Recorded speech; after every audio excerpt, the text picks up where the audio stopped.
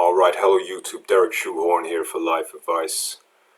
Now, normally I advise viewers to avoid the news and current affairs like the plague, but today's news has not been about the plague, it's been about war.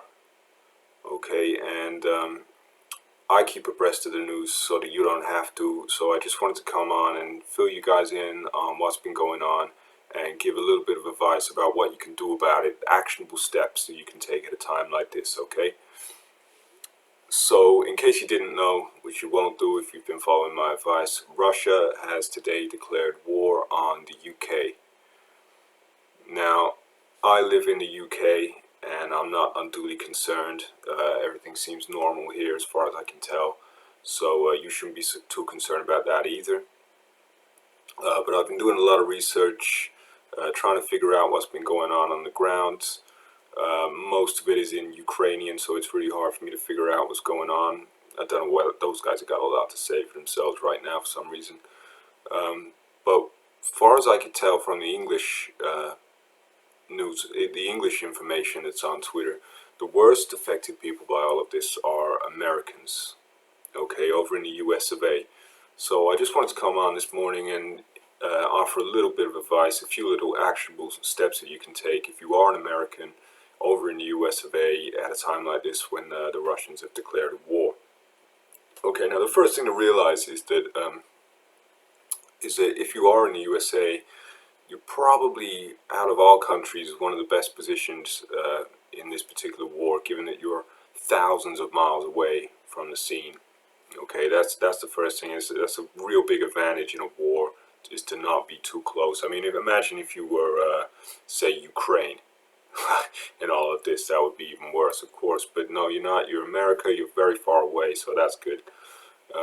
And second of all, America, and this is one of the great things about that country. I've never been there, but one of the things I love about the place is the attitude towards guns.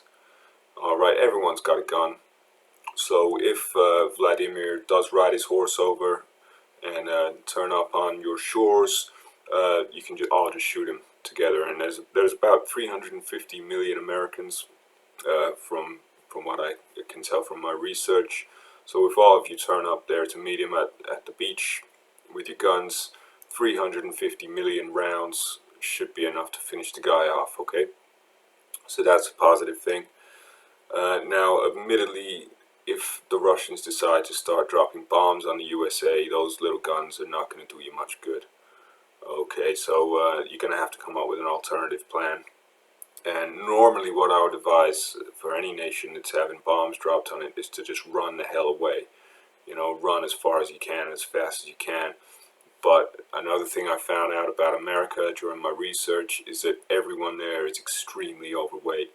And so this is not going to be an option for you. Alright? So what I would advise instead is just, you're just going to have to suck it up.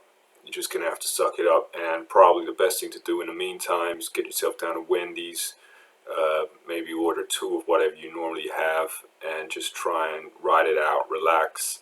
Like I say, I don't think this is very likely. I don't think it's a very likely scenario anyway, but presumably you enjoy going to Wendy's, so maybe just doing more of what you enjoy is the best thing you can do right now. Take your mind off the whole thing, okay? So if you are in America, my heart goes out to you. If you're an American, that is very sad indeed, but that's the times we live in, okay? So with all that being said, keep growing, no cheat days, and God bless America.